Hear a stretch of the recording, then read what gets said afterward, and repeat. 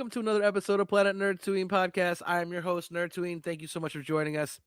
We do an assortment of comic book related content on this channel. We do reviews, breakdowns, predictions, current events, you name it, we do it. Interviews. This is going to be actually the last week we have non-interviews. We are lined up for the next almost 2 months with great indie comic creators coming on to talk about their great books that are out right now.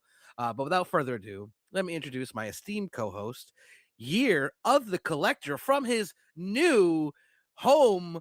He is now so much closer to me. Let's just we say are officially on the same time zone, which is in crazy. the same state. I felt like I had to remind you too, like, hey, remember, we're in the same time zone now, so it's not Eastern time, it's just our time. All right.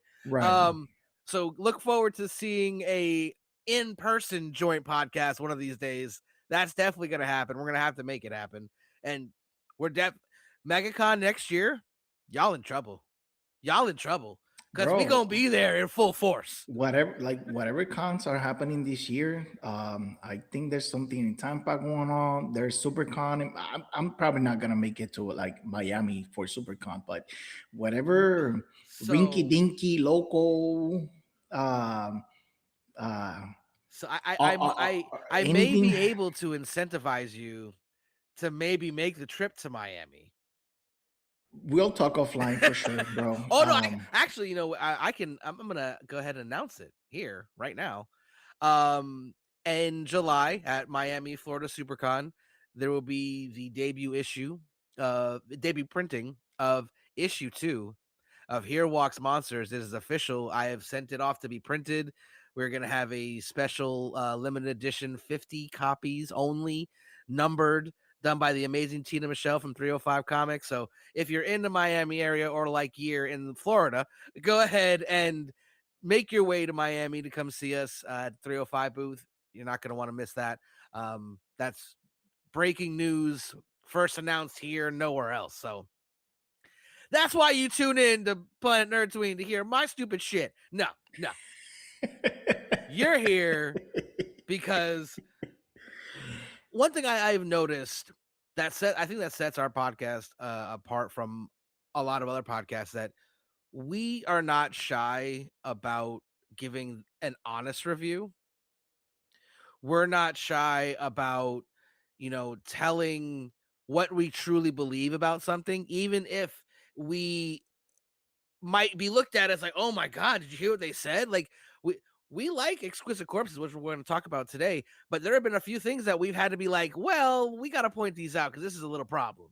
And a lot of people will just go like this. I did not see that, and just praise it because of who wrote it and it's a big title. We ain't going to do that. We're just not. Yeah, no, we don't have any issues with like giving actual criticism when like things don't make sense, right? And if somebody comes along and explain why things are the way they are, and we are always open to have our minds changed, to learn new information, and change our positions on stuff. That's what's called critical thinking, by the way. Yeah. Most people who don't know. When we say we like things, it's because we went through it with a fine-tooth comb. And was like, okay, this passes the vibe check, this passes the artist check, the writing check, the creative check. Like, it checks all the boxes, and that's why we take the time to bring it to you guys, so you can get caught on of like what good stuff is out there besides the big two. Like, we could talk about the big two if we find something that is worth your while, right? Like, because we know everybody's tracking what's happening with Spider-Man, with Superman, with Batman, with Wonder Woman, right? But maybe you don't know about The Digger. Maybe you don't know about Do Not Disturb. Maybe you didn't know about Exquisite Courses, right? Like, we know for a fact people got onto like our good friend Jay Penumbra. He heard about Exquisite Courses, but I think he didn't actually start reading until it was like 2 or 3 months out, and then he Yeah, got I caught up, think it was right? like issue 3 or 4. He was like, okay, Yeah. hold on, let me read. And that's not throwing shade. That No, happens. Hell, I'll sit here right now and it's admit I have not it's read a single Absolute Batman. I have issues 1 through 20, but I ain't read a single one of them yet. Because yeah. to me, it's There's so much stuff going on. Like it's kind of hard to like be fully caught up with everything. I'm sure there's people out there covering stuff with that we don't even know about. oh So yeah, that's how this works. That's the beauty, and exactly, the, exactly. the beauty of the comic book community. Um, No, absolutely, and like I think that's why so many podcasts, comic book podcasts, can exist simultaneously because there's so many titles being put out right now. Like there are some channels that literally will cover 20 books in an episode. They'll yeah, just literally go through and go, we read this, we read this, we read this, we read this, and then there's still a whole bunch of new books that have not been talked about. And yeah, there's no, there's like the Digger, while and do not disturb, while they're doing well, there's still an indie title that some people don't even know about. And the fact that people don't know about those titles, which are leaps and bounds ahead of almost anything else I've seen in many cases, they don't know about because they're a small indie publisher and they don't have the infrastructure and all of the built-in fans because they're new, they're original. Like these are original uh, titles, bro. just like Exquisite Corpses. Ignition Press, I believe they've been publishing books for 9 months, right? For nine Yes. months, I right? saw, yeah, they post something about on their TikTok about how it was like 9 months. They got what, 17 titles? Something like that. Two of those titles got nominated for an Eisner Award for whatever came out last year, and both of them were written by Stephanie Williams, like a brand new publisher that only got 17 titles to their name. Two of them got nominated for an Eisner Award, right? Oh my god. Like that should tell you. That And should tell you. it absolutely should tell you it, and you should be able to look at the creator and go, that's why. That because Stephanie Williams is the shit. Like, and there's a lot of people that because you look at like the big names in the industry that are known to more casual fans. She's not on a lot of people's tongues when it Right. comes to the casual fan. And there's nothing wrong with being casual. I want to make that very clear. But like, she's not like James Tynion, who has been like the biggest name forever. It's Yeah. not, She's not like a powerhouse name like across the board with but she's a everybody, but powerhouse talent. right. But she's gonna get there. She's gonna Oh yeah, get there. it's only a matter Um, of time. That's for sure. yeah, because like if you're a Wonder Woman fan, you definitely know her name, right? Or, So you the know her writing, you may not know the you may not know the name. or right, one or the other, both, but like Wonder Woman fans know her, right? Because from the most from the modern era, she's very praised and her work was critically acclaimed, right? Especially um specifically like her Wonder Woman like mythos, the stuff she did. Um, so the more nominations she starts getting, and hey, shout out again to Stephanie Williams because she's the first black female writer to ever get nominated for an Eisner, and I think she's the first black black writer to be nominated for an Eisner since Dwayne McDuffie in like 1992. So I don't know what's up with that. It Well, just it sounds wrong just to say it out loud. Yeah. Hopefully, this can be the beginning for I don't know whoever votes, whoever nominates on this awards to like start to like I don't know opening or broadening their taste buds. Let's say. so I think this is more an indictment of the comic book industry as a whole, more so than whoever the people who are nominating and Stephanie Williams by herself or anyone in this. Like, look at like Jason Douglas. Like, he is a Ringo award-winning writer now, and he still is a veritable nobody compared to most people. You know what I mean? Which is disgusting.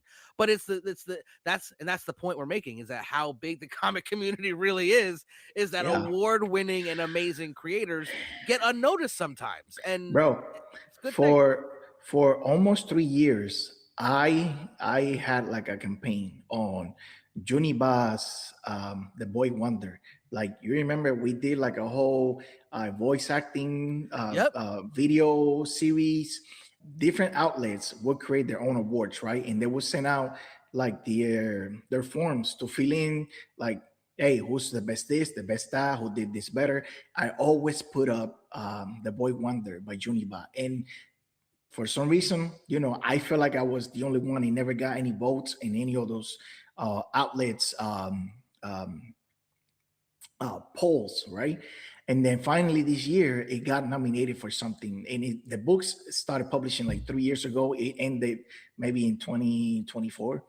And I thought, okay, people moved on. Johnny But's been doing other things, so it doesn't matter. He's still working. And then finally, he got some Eisner nominations, right? And it's crazy. Sometimes these things take time, right? Unfortunately, some people get praise and recognition later on than what they're supposed to, but at least they do get the credit they deserve. So shout out to Johnny Ba as well. Yeah, no, and that's what we got a little sidetracked, but that's one of the things that make indie comics so great. And it's awesome that there are these smaller presses like Ignition, like Invader, that have popped up and are giving these creative teams a chance. We mentioned it in our last episode when we talked about Invader and those two great books we mentioned earlier, The Digger and Do Not Disturb. Like, they exist specifically because Invader was like, yeah, let's make this. Could they have maybe got that approved at, say, Image or other publishers? Sure. But you know who did say yes? Invader. And look at Ignition, these titles that are getting nominated for Eisners. Who said yes? Ignition. Ignition. You know what I mean? Like, and that gives me so much hope and so much, like, I don't want to say energy, but like, it just makes me it does something to me as a creator, even though I'm not even pitching to any publishers. I'm just doing it myself, and still, just seeing that gives me a lot of good feeling, good vibes that Of have not course. and have been missing from the comic book industry, in my opinion, for a little while now. So it's good to see this Yeah, trend going we're this in a way. good place for independent creators, independent work, independent publishers. I think we've been in a good place, and I feel like it's only getting better. Yeah, no, I agree. So now that we've got our obligatory tangent out the way, let's start talking about what we came here to talk about today, which is the final issue of Exquisite Corpses for season 1. Now, my one of the predictions I made about this being the last tournament was incorrect. But we will talk about it a little later, but I want everyone to give me my flowers when we talk about it, because I was right. I was right. Everything I say is right. When you put this up, you should get a clip from that video when you predicted that I'm going to. Rascal Randy and just play it out, and then give yourself a minute to glow. Just like look at the camera, like I do this. You know what I mean?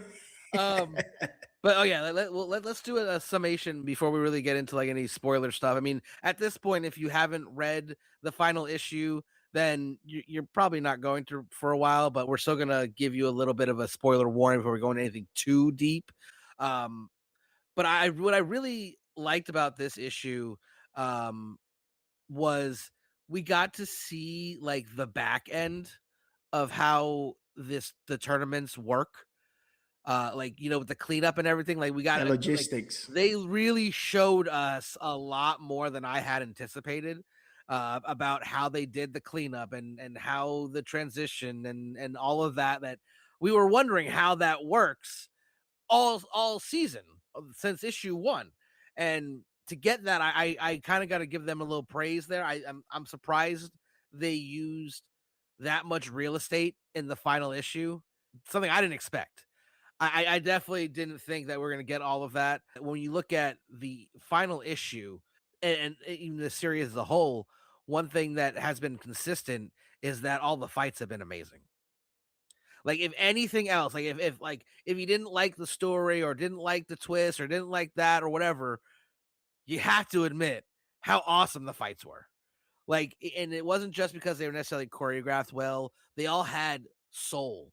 Like when you're looking at like you look back at the fights, the way that people were fighting was really how they were, like reserved or sneaky or blunt force. Like it really told multiple like they did really well at diversifying the fighting in this series. um and that is something that cannot be denied come from the first issue. Yeah, I think they showcase like different elements in horror, depending on like the players, right? Like Hmm. you know, whoever was like a tension based or a thriller based character like Roscoe Randy, like somebody like like you would turn a corner and he would be there to strangle you, right? Like his scenes were with a lot of tension like that, right? Like when you Hmm. thought, he choked um, the gamer kid, and then he walked by the other little kid, and maybe you thought, oh my god, this is the end for this kid, and he's just tapping on the head and keep walking, and then you like, oh, you let that out, Right, that that right. sigh of relief, right? You had the anticipation uh, being built between the arsonist and the bomb guy, right? Like Yes. you just knew, like it was a match playing with a flammable object, and you just Hmm. watch waiting for something to happen, or recluse setting out traps, right? And hearing about how she was handling multiple people, or like you just never knew whenever somebody could walk into a trap, and then she will pull up on people, like that was me, right? And then of course, the more direct the other players that had like the direct approach style weapon, like the swords, the guns, stuff like that, everybody had like their own way to shine Yeah. throughout the tournament. So that was pretty cool, right? That it was sort of thematic, the way the kills or their specific MOs kind of like got flushed out until the Yeah. very end, where like the lines got blurred and players got taken out, but their weapons didn't. And then we learned that there was a loophole in the rules and all that, right? I think the most the characters that had the most development, those characters had like the best fights, right? Because Hmm. like Yeah. there was more invested in those characters, right? Like their own personalities or their own issues, especially when you have the civilians like taking up guns or taking out arms for survival or whatever the case might have been. Those fights were a lot more emotional. There was a lot more invested in what was going to happen with those civilians or those killers. And even when the action or the choreography of the fights was not the best, the emotion of the moment carried, right? Yeah. um and I think that was excellent. That was very well executed.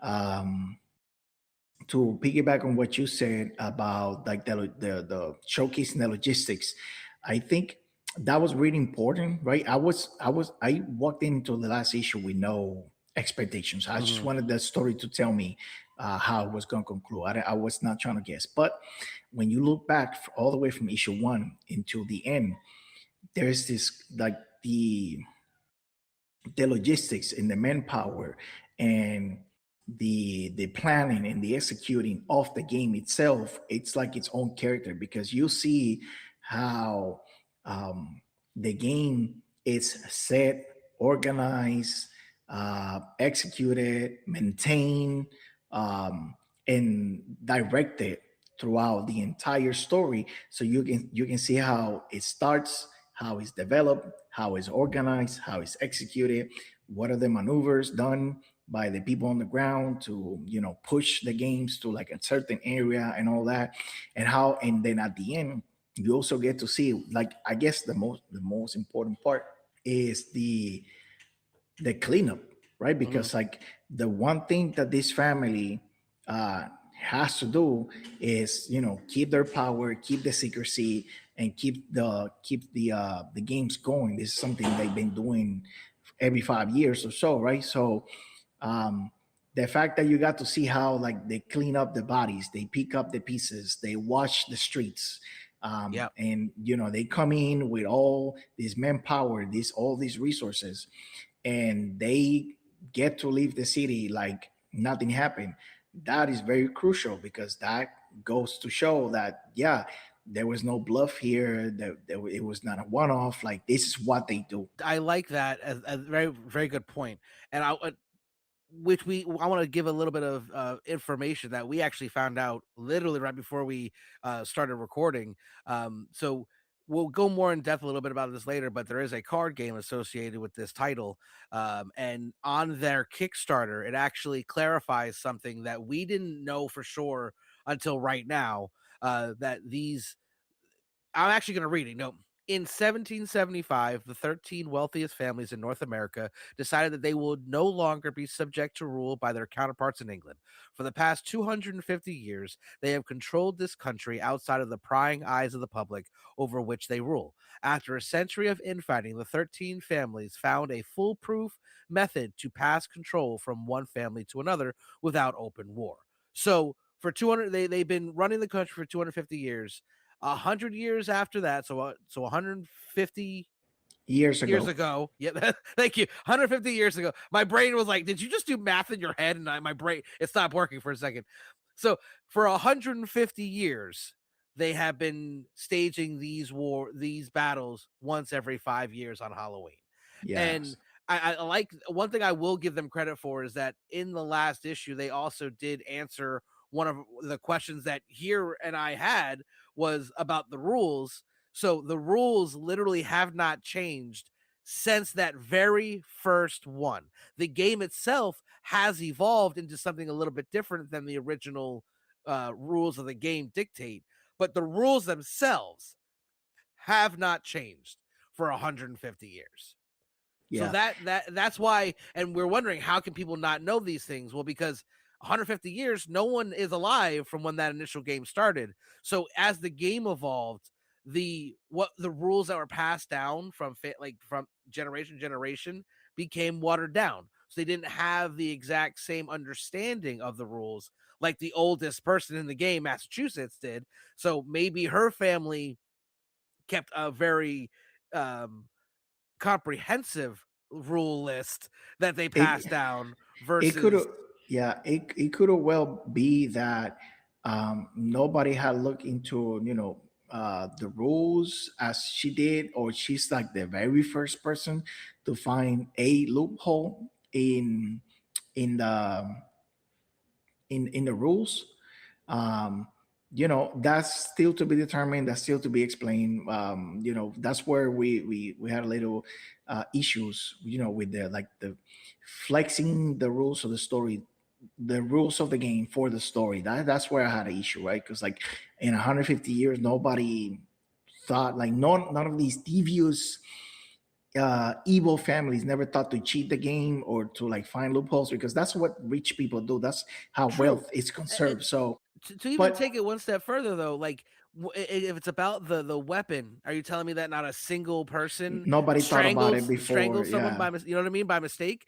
Does it mean because they have in this that issue, maybe in they actually have to 150, announce it like they right? did? In 150 years, nobody contested the rules before. So that's where I find it hard to believe. But in the subtext of that, the information on the Kickstarter, right? Like, it's implied basically that the reason the American Revolution started was because of like these 13 families, right?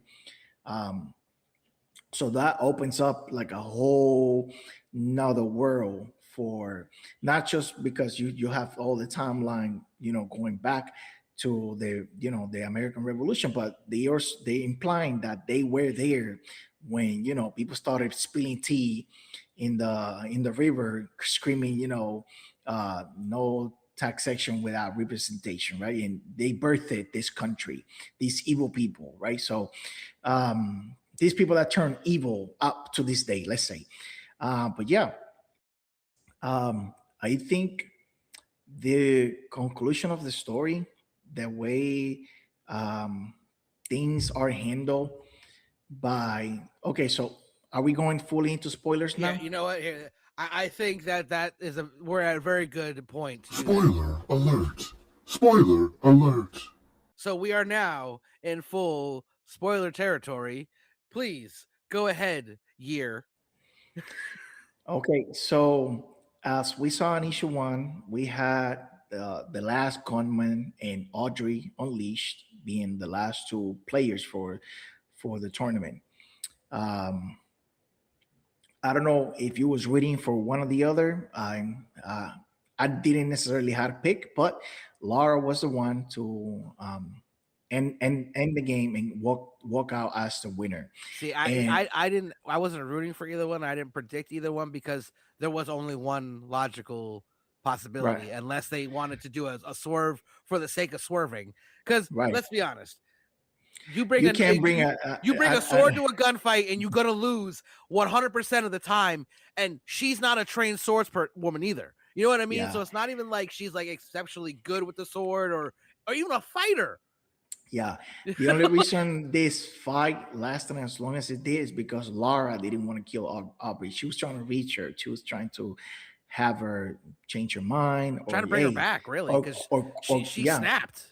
And she tried to explain, hey, if you let me win, we'll save everybody, blah blah blah. But she was just too gone. And long story short, um, Laura wins and Massachusetts kept her word. Kept her word. She allowed them to live. She allowed not just Laura, but Javi and the little kid. What's his name? Jason. So she allowed them to live. She paid them handsomely, and as long as they never say a word, never talk about what happened there, they wouldn't have any issues. Basically, um, Javi have felt some type of way. He thought that this they couldn't get away with this. This shouldn't. Right. They should talk to somebody. They should do something about it. But like we was talking offline, I think because Javi didn't necessarily saw the scope of how resourceful and how powerful these people are. He still, he had like a chip on his shoulder. He thought they should be able to do something about it, right? And I'm saying that he didn't see anything. He didn't face the horrors that happened throughout the Right. night, because he 100% did, but he didn't get to see that there was like a groundsmaster, that there were people cleaning up the streets, that there were people being directed, that he didn't hear it from like the horse's mouth, that this is what they do. Like, as soon as this is done, we're going to clean up the city. And it's like, it's going to be like, it never Nothing ever happened. Right. So when I think when Laura saw that, Massachusetts wasn't bluffing, she kind of like, I don't want to say she had a defeatist attitude, but she realized that their survival after what they went through that night depended on them getting the hell out of there and not putting up a fight. And I thought that was like the perfect conclusion for the story, right? Because like Laura learned throughout the way, okay, we're being blocked off. The police is not here. Oh, somebody paid off the police to get out of here. Like she saw the logistics behind it. She saw like basically she got a peek behind the curtain, and Yeah. she saw how big the machinery was, and she decided that they got lucky just to like get out of there with their lives, money or no money. Absolutely. So I thought that was a perfect conclusion to the night, to the story. Now, I do want to add a little bit. And Javi, he's also very young. You know what I Hmm. mean? Like he is and has not been to Laura actually served in the military. Laura's an EMT. Like Laura's seen a lot of shit just by existing. Javi, sure, I'm not saying they haven't had to go through their own trials and tribulations, especially in the the night that we just witnessed. But Javi's still young and naive. But he did say basically hey, we're just gonna let them get away with this, and she basically says all these people are dead. Someone's gonna pay for it, and Laura straight up said they paid us $100 million for it. Yeah. And not for nothing. I mean, And they let him live. They could have killed him. Oh yeah, all three absolutely. of them. Yeah, but Massachusetts kept her word, right? Because she won because of Laura. So they got out of there, and I think that's the most important thing because they could 100% got murked and throw in one of them wagon wheels where everybody else. Mm-hmm. So I 100% agree when we look at it as the way it should have ended. I agree. If you look at the realistic and Laura by the end was very realistic. Like she knew exactly what was going on, what could happen, and how this was going to end. And I don't have a problem with her making that decision because, as you said, that is the only decision she had left to make. That is the only play she had. Oh, you're gonna argue and you're gonna try to go up against these people who literally run the entire country? No, of course not. And I think part of the reason why it went so easily is because Massachusetts did not show up to that final meeting.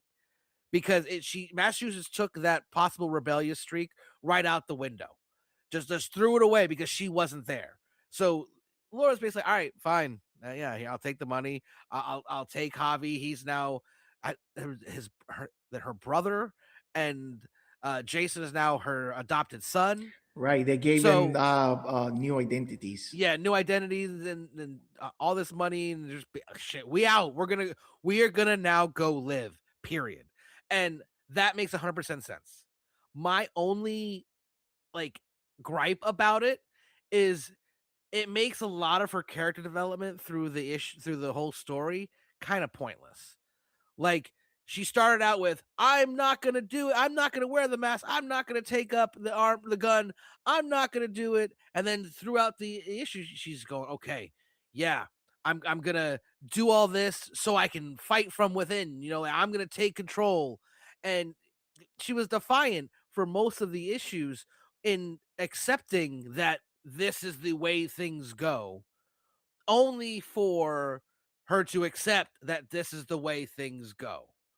Like it doesn't, for me, it seems like the story was supposed to be her turning into the acceptance instead of fighting all the way up to the very end and then just accepting anyways. I know what you're talking about because halfway through the story, she had a come up on with her attitude and deciding that she was not gonna, whatever was going on, she was not gonna let these people get away with it, or she was not just gonna be another dead person, that she was gonna fight back, right? And I think her I don't want to say rebellious, but her spirit took her all the way to the end. And when she realized that she had to kill the people that she cared for or the people that she know outside of the bad guys, let's say, when she had to face Audrey, her spirit got broken because she had to kill the Fox Mask Killer, basically execution style, because the Fox Mask Killer say, hey, just put me out of my misery, right? And that's one thing. And that's not somebody that she necessarily wanted to kill, because the Fox Mask Killer was not messing with anybody throughout the story outside of she was just when she wasn't fighting the other players, she was just standing watching the kids trick or treat, right?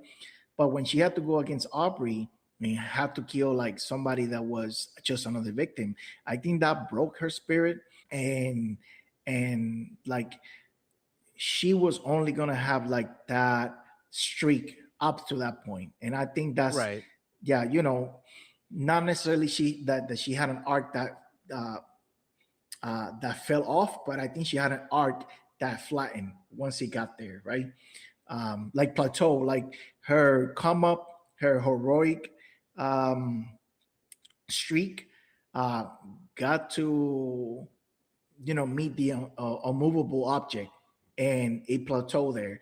So if you look at it with a superhero or a hero's journey type of lens, then yeah, it's not gonna match, because I don't think nobody really had like a hero's journey in this story, because at the end of the day, this is more like a horror type tragedy genre, right? And then you can insert all the sub genre, all the sub levels inside tragedy, inside horror, and that's why she didn't really feel like a hero at the end, because she was a survivor more than a hero, more than a boss bitch, more than a lady boss or whatever you want to call it. Right. So I think they were subjected to circumstances way above their understanding, and the fact that they made it out of there is a testament to their resiliency and their resourcefulness, but not necessarily. Um, I don't think any, like, Laura would consider herself a hero in any stretch Right. of the imagination, right? Like, she got out of there and she's happy to take the money and give those kids a life moving forward, whatever that could look like, right? I can't imagine having 100 millions will compensate for losing your family, your town, your friends, all that trauma, all that PTSD that those kids are gonna have, and not being able to tell a soul about it, right? Right. So When you look at like the choices that the character had left, there were none. So like no, I understand why it ended the way it did, but it just felt like we used a lot of the chunk of the story to give her this development and then kind of just throw it out the window at the end, because the character justifiably, like I like the way you put that, how when she had to fight Audrey, it was just like that's it broken. Like I didn't look at it that way, so now that it makes you feel a little bit better. So I appreciate you saying that. But when it comes to like I said, it just used such a big chunk of this story to tell her growth and her journey for it all to not matter all that much in the end. It felt a little like a waste of time. So not necessarily in like, I'm not saying it's bad. It's just initially in our initial reviews of this book, it's the greatest series of all time. Well, it's still great. I still enjoyed the entire series, and like I said, even if you didn't like the twist, even didn't like whatever happened in it, there's great art, great colors. Jordie Bellaire, shout out to again. You cannot do any wrong, in my opinion. So keep killing it, and she's doing the colors for the Rascal Randy spinoff as well, which is great. If nothing else, it makes Jordie have more books that she gets to color. I don't care. We win. That's a win-win for everyone involved. So, but as a whole, I think this series was very good. And it was a very fun read. And I'm gonna stop being humble now and and jump right into, I was fucking right. I told you Rascal Randy was not dead. I knew it. I fucking knew it. I told you. I told you. And like, yeah, and I like, I thought about it more in depth, like afterwards. Like, it makes no sense that every single killer had such a graphic and such a, like, you saw exactly how they ended. You was blood, guts, gore everywhere, and there wasn't that for Rascal Randy, who and was Randy was just arguably, laying down. right, Randy was just arguably laying one of the down. most popular characters in the entire series. He just gets knocked out of a window and gets impaled, and that's it. Like, no, of course not. That makes no sense. And I like the fact that they had a moment where it actually looked like the whole book was over, and they showed you like the bracket, and they showed you the black page, the little logo. Then you flip one more, and it's back to the people cleaning, and they're like, yeah, we've got everything's good. We we picked all the bodies up, and we did this, we did that, but we have a problem. What are you talking about? The rabbit's gone, man. I don't know. We can't find the body. And then you see him like limping out of the town, surviving the events of this Halloween, which means that he can show up again later in another. I mean, not for nothing, but whoever pulls the strangler better be looking for his ass to bring him back for next season, for the next season, if he's still alive in 5 years. I don't know what time his solo spinoff will take place, but it says there on that splash page that he will be back on season 2. So if it did say that. Oh, I didn't. Yeah. I don't know. It says Rascal Randy will return in Exquisite Courses season 2. So I think his spinoff it's like its own thing, and then season 2, whenever they do the next tournament, he more than likely will be there. Yeah. Well, I mean, if you got to pick someone to strangle, I mean, why not pick Jason freaking Voorhees? I mean, this dude apparently can't die. We were joking off air that this is not even a horror story anymore. It's a supernatural magical thriller or he's got like the super soldier serum or something like. Yeah, he was a victim of the Weapon Plus program, so he's probably X2 or X3 before they got to X10 or whatever Wolverine was. He's X69. X69. I feel like he would be. I feel like that either that or maybe 6'6" because the sixes look like bunny ears. He definitely in there. Super soldier program or the adamantium exoskeleton or something. Yeah. And that's I don't want to say it's a cop out or anything like that, but one thing I will say is it's almost like they were like, we can't kill the golden goose, so let's find a way to keep him alive for the next run. That's it. It almost feels like that way. I don't want to say, I want to give this creative team a lot more credit than that. I'm going to be entirely honest. I want to, but I don't know. It feels like a marketing decision more so than a story decision. It could be anything really, because all of these characters that were under a mask, anybody can take that mantle, right? So this might as well could be the serial killer inside Rascal Randy that didn't die, or it could be somebody that was looking for an excuse to become a serial killer and saw what Randy was doing, and when he found his body, he took the costume and walked away with it.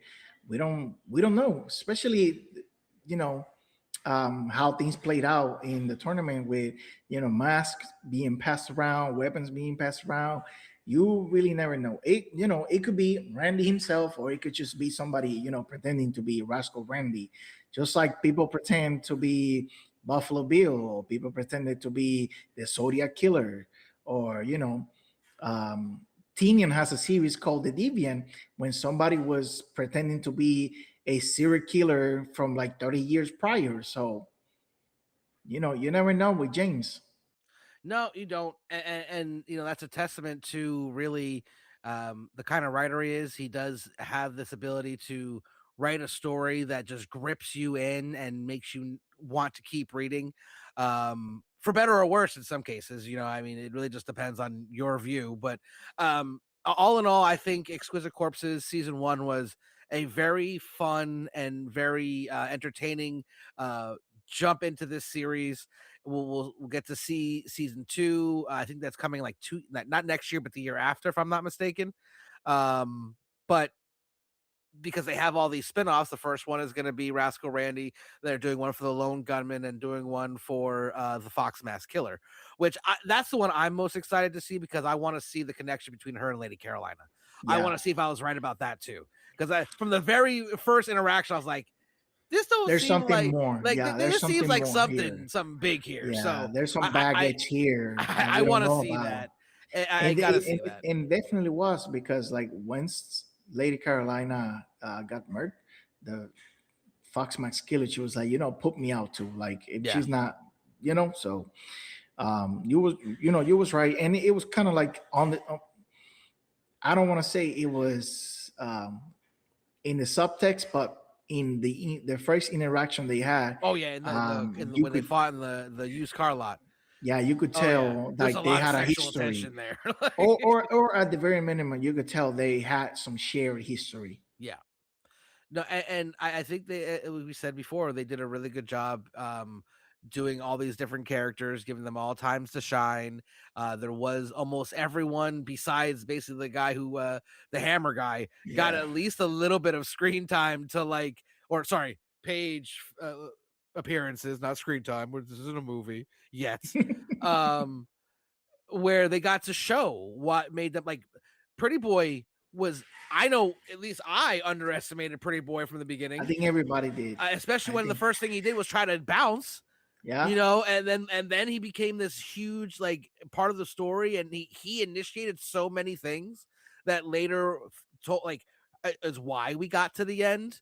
Like there was yeah. so like he was a much bigger character I think anyone could have anticipated, which is He great. I became love that. he ended up becoming like a plot device for the Yeah. story, right? Because wherever he went, things developed. Like he's the one who showed that they were circling the town. Then when he went to the pit, that's when he met up with like some of the other killers, and then things started to like go get out of hands, get out of control for the groundskeeper and the game master. Yeah. Then when Laura refused to pick up the mask, he had it and he showed up to where they were, so she had the opportunity to like take it from him. So, he not only got development and got a lot of page real estate, but he ended up being one of the elements that pushed the story the most. Yeah, no, absolutely. Like when he decided to like really start playing is when the story picked up.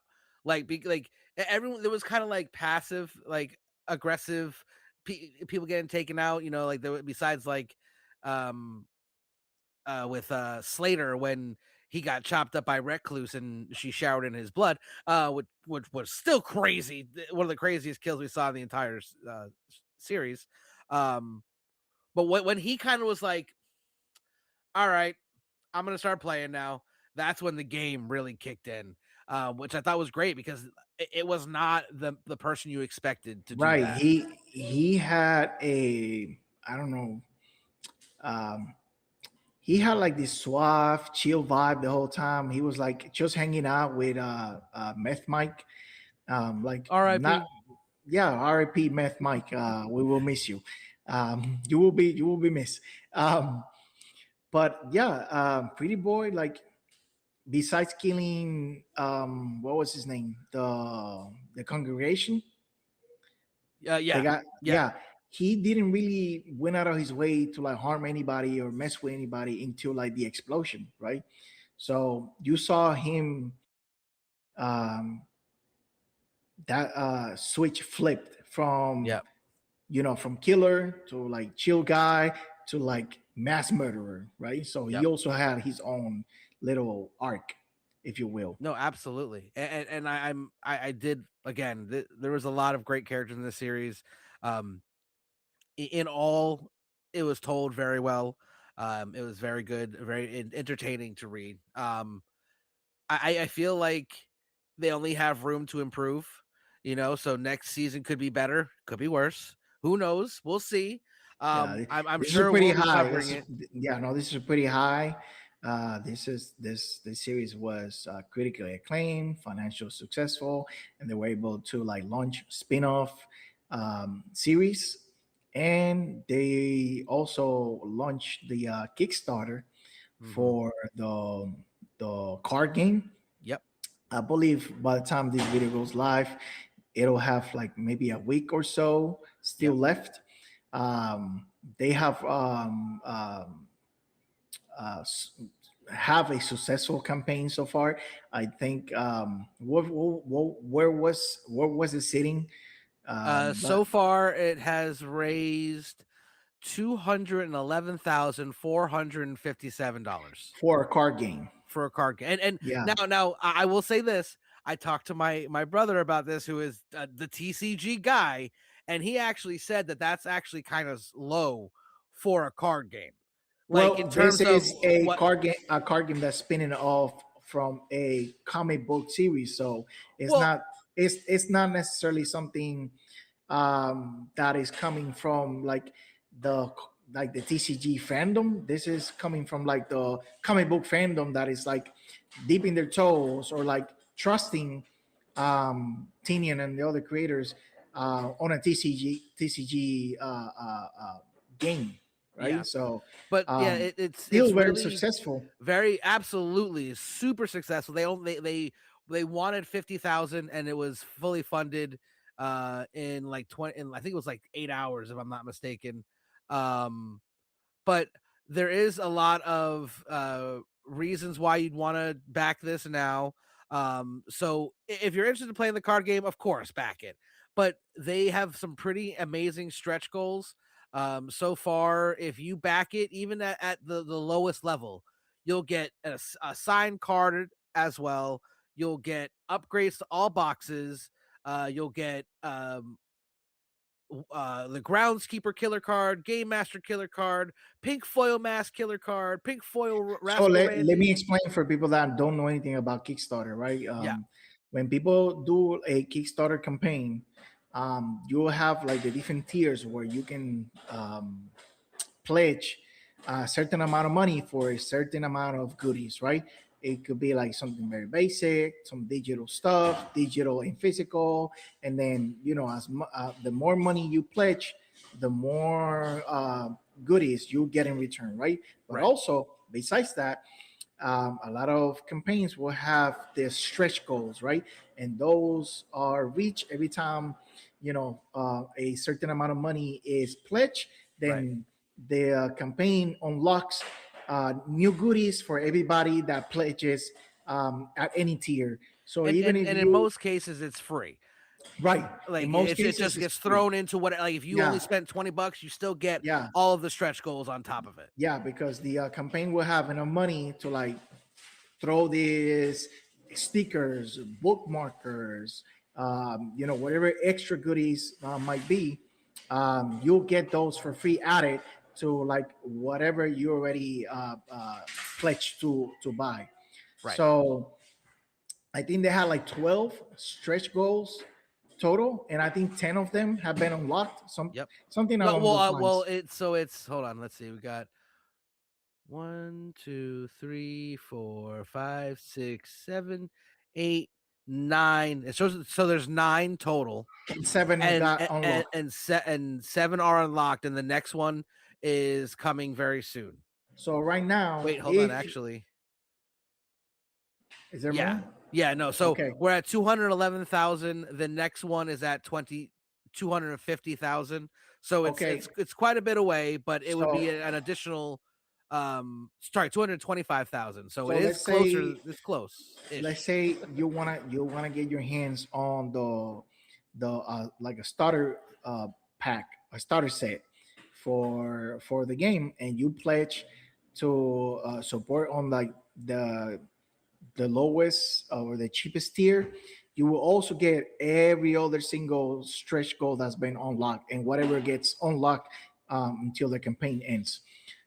So if you was waiting, if you knew about it, if you was waiting because you thought, oh, maybe whatever, it's not enough um, for the money that they're asking, you can also add all those other extra trinkets and goodies that have been unlocked, and maybe that will be enough incentive for you to I support. mean, not for Yeah, and nothing, get but even the first goal was a signed card in every single order. Okay, yeah, and the only people that could have signed it are like the creators, and they're household names at this point almost. You know what I mean? yeah. Like that So has a lot of value. So and including all the other cards that are going to be in there, it's definitely they have a stretch goal. Sorry, a tier as low as $20, and that comes with everything you'll need to play. So you can literally get in for $20. And honestly, I don't know if it's going to change, but right now, everything I looked at when I went to back it, it had $0 shipping.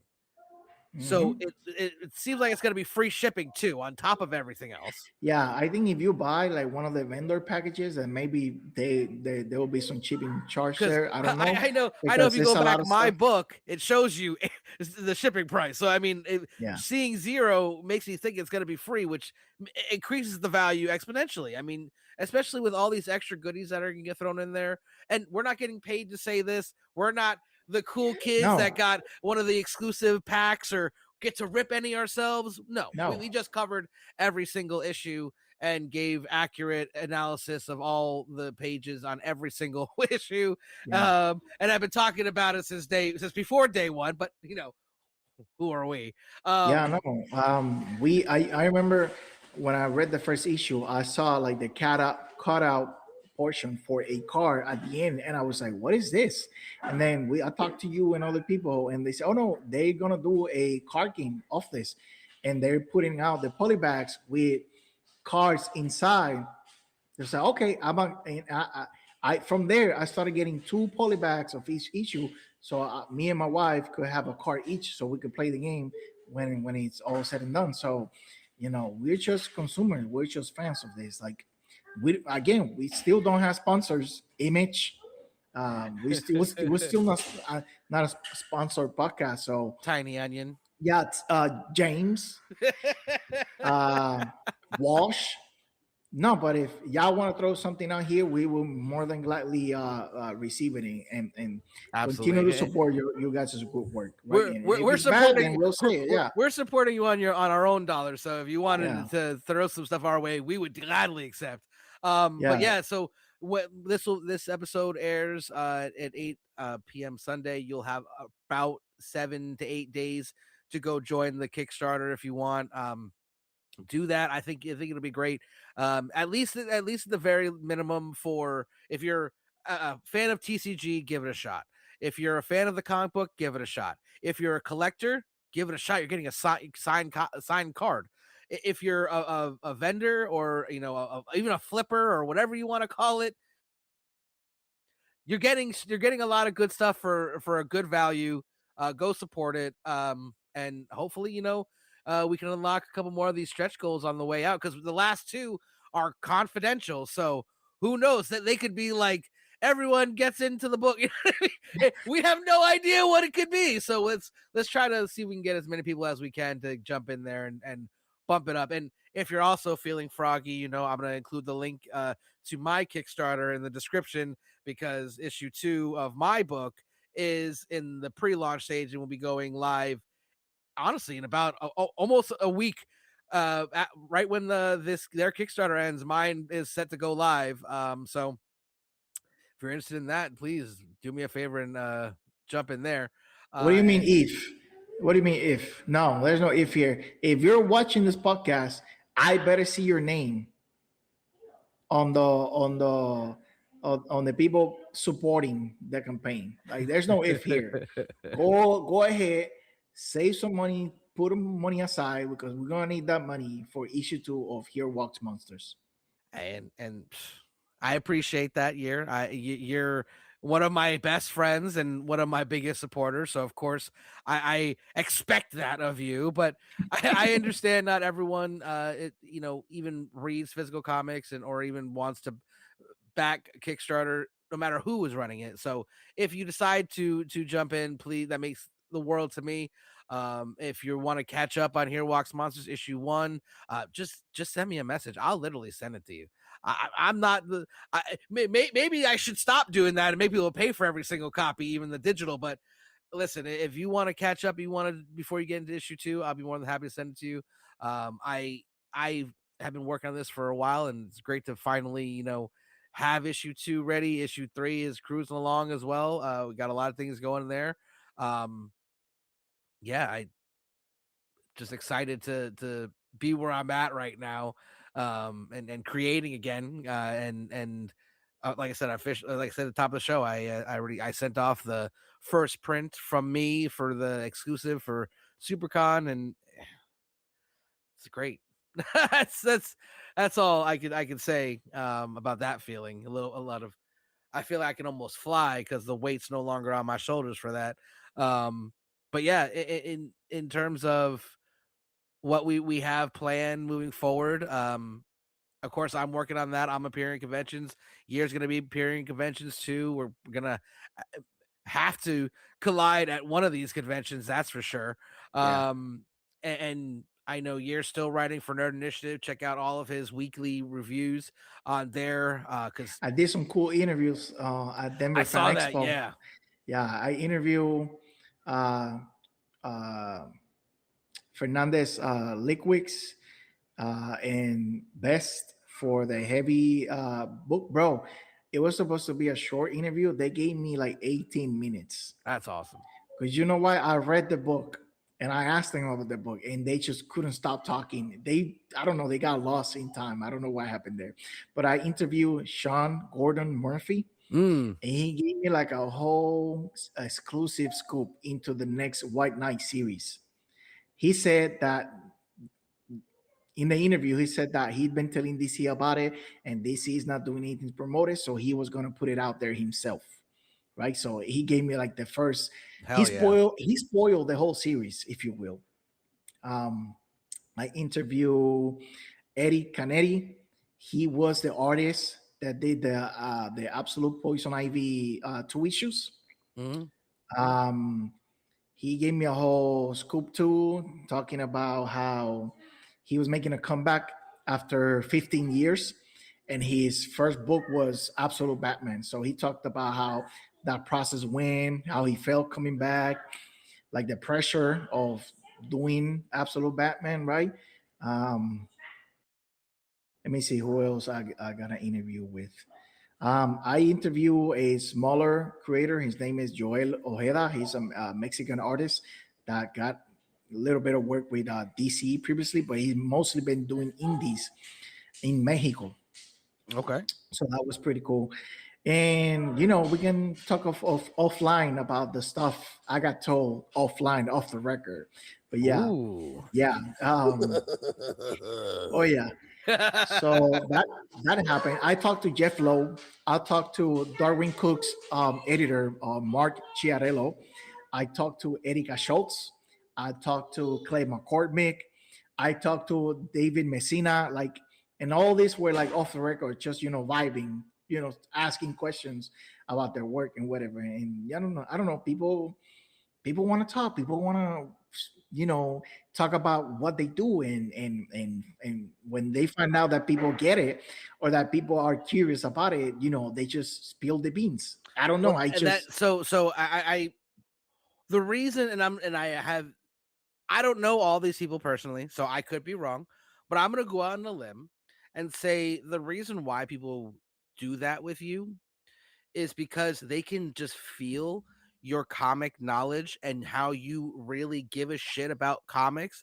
And you're not there just to buy copies to flip. You're not there just to get some clicks. You're not there because, someone's paying you to be there. You're there for the fucking love of the game. Bro, I be geeking out. I know who they are, right? And I just walk up to the table. Are you Mr. So and so, or are you Mrs. So and so? Right? Fully well them knowing who they are.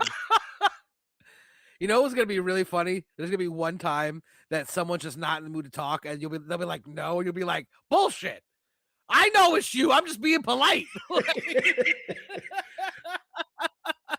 No, and I can tell who is actually like paying attention when I walk up to their table or who's not. Because, like, for example, I can introduce myself and like start conversation about whatever, their first time being here. Did they get a chance to see the sites? Or, how's the convention? How is the event for you? Blah, blah. And then, start asking questions about their work or whatever, right? And it isn't until I tell them, hey, I will have like maybe some Nerd Initiative shirt or a hat. And it isn't until I say, I'm with Nerd Initiative. We're a media company that, covers all sorts of fandoms. Would you like to do an interview? Blah, blah, blah, right? And that's when they're like, oh, okay, you're here. You're here as press. But when I talk to Erika Schultz specifically, she wasn't like on the defensive, but she was very like guarded at first, right? And then when she started talking, I got it to like talk about, the convention and blah blah blah. And then I asked her about her work. When she was gonna say something that couldn't be published, she said immediately, she said, okay, I'm gonna tell you this off the record. And I was like, oh, of course, off the record. She was like, oh yeah, of course, yeah, you say that with that press pass hanging on you. You don't think I see that? And I was like, you're very observant, Mrs. Schultz, but I promise I'm not recording. And if you say it's off the record, it's not going to be published anywhere. She's like, I'm going to remember their initiative. I was like, no, you got it. And then she told me a bunch of stuff. You know how crazy that feeling is? Like, I remember, I don't know if you remember, I told you the story about I was talking with Chris Claremont at an event many years ago, and I was recording him talking, and he literally like dropped the scoop of all fucking scoops, and he said, "Oh, wait, are you recording?" I'm like, yeah. He's like, "All right, you can't let that. No one can see that." I'm like, okay, and it's like it's this weird feeling because like you have insider information, but you can't tell a damn soul. Like it's like so like you feel so connected to that the material, but like secretly, like it's like Bro, Mike Chiarello told me things about Darwin Cook that you're not gonna see on an interview. You're not gonna see on a letter. You're not gonna see on a written article, because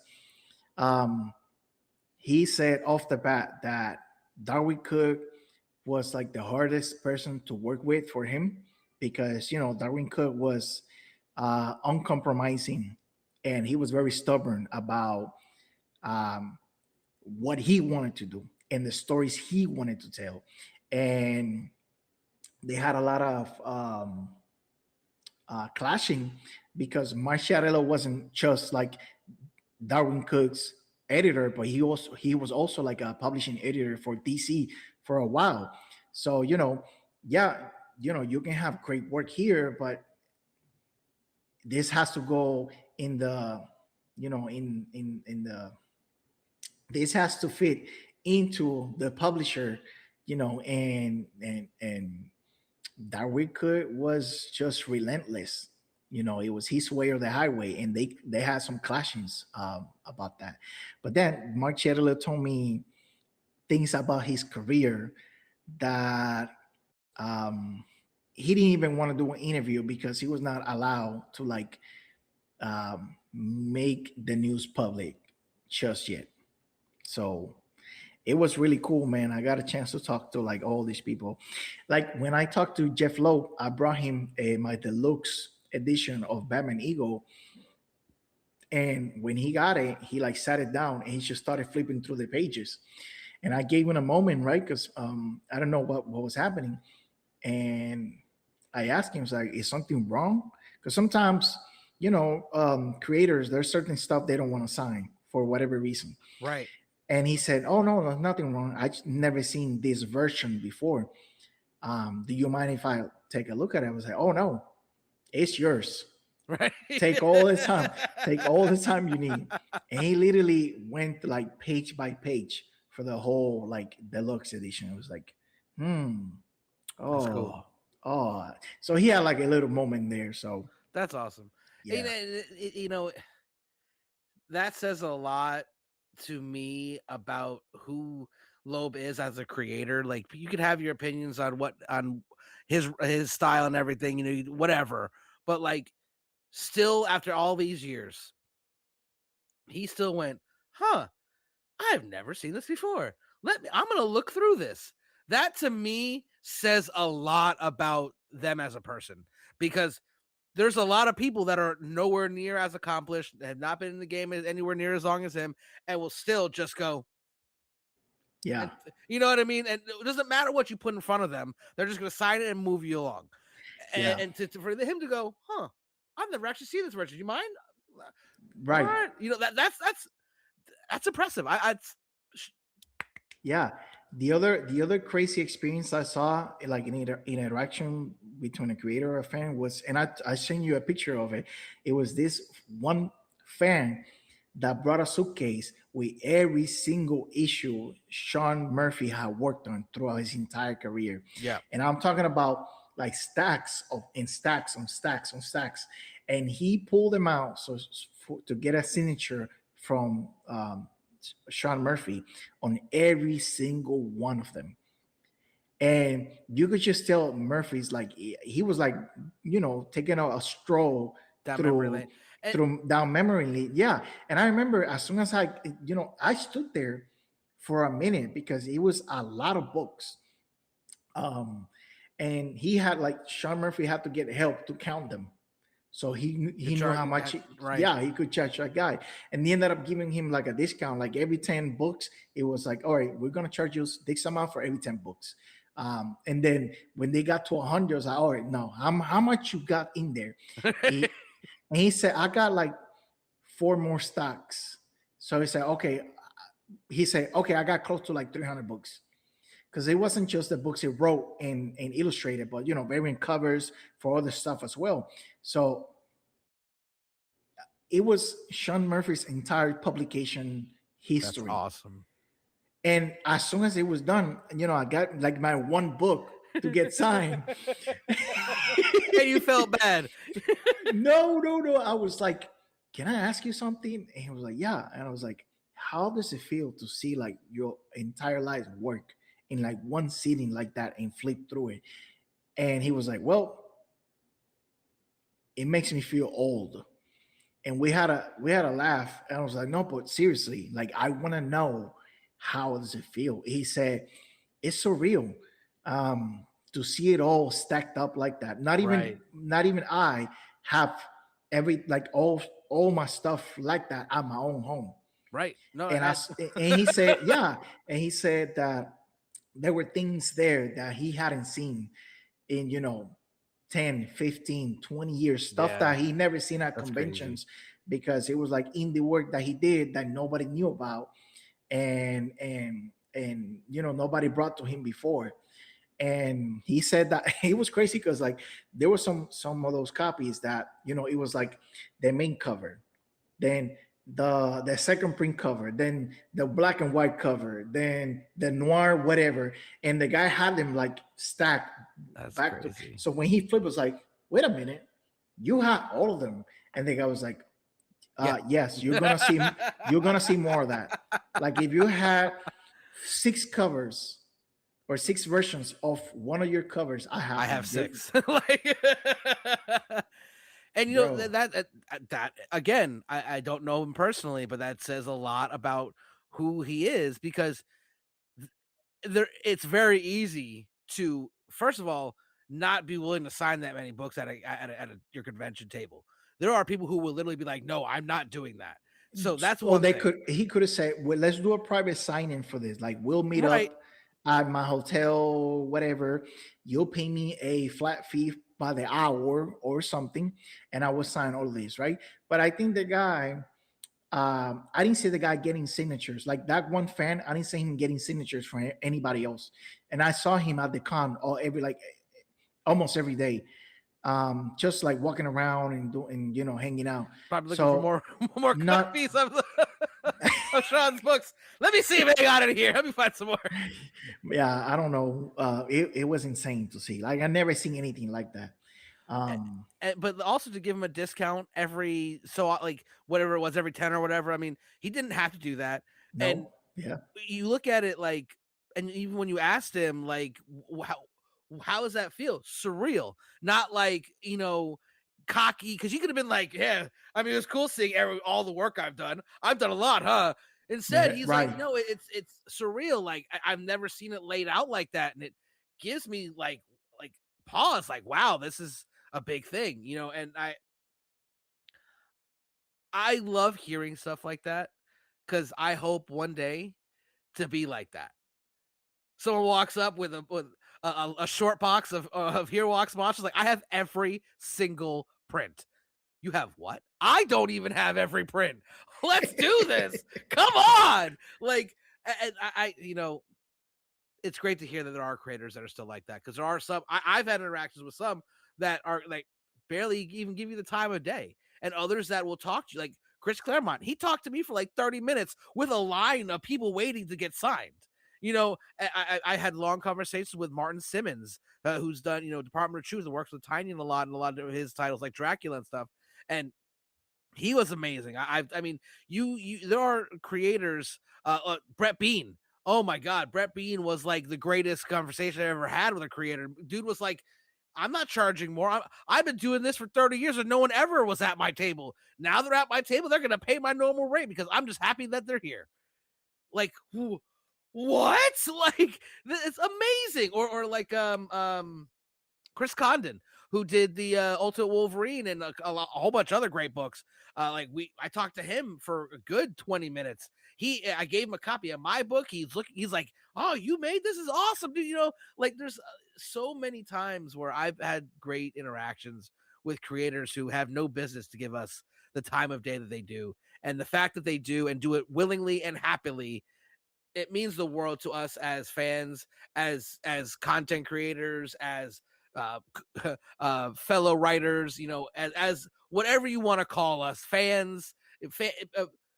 We're just happy to be here, and we're happy that you are enjoying telling us your life stories because we really do love hearing them. But on that note, I just want to say this is the shortest episode of this podcast ever. Like 3 years. And we'll never have one this short again. But I do want to say, keep a lookout. We are going to be having a lot more episodes coming out than normal over the next month. We have interviews with the creator of Scion, interviews with the creators of Stellarland. We have interviews with the creator of Artillery. We're going to have Jason Douglas back on. We're going to have TS just scheduled his next interview with us as well for the wrapping up of his series. So be on the lookout for these great interviews coming your way. And if you're a creator, you want us to take a look at your stuff, please send it to us here. We'll have all the links and everything in the description. And again, thank you so much for stopping by. We love talking about comic books, and we're happy that there is a space for us to have our little crazy rants. And I want to say once more, I was right. I was right. Everything I say is right. Ha! I do this. Yeah, the Knicks are 2-0, up 2-0. The Knicks. Hey, and I don't know how to feel. I'm a diehard Knicks fan. I remember crying in my grandmother's room the last time the Knicks were in the finals against the Spurs. But that was a foul. Patrick Ewing can't even hit a jump shot from the free throw line. I could hit that shot. I remember being so emotionally distraught. So being up 2-0 has me freaking out. It's surreal. It's surreal. And the last thing I want to say about that is, as someone who's from New York, as a New York Knicks fan, I'm just gonna plead real quick. I understand what might happen if we win, but please don't destroy my city. I understand. I mean, if you want to invade New Jersey, fine, whatever. I don't care.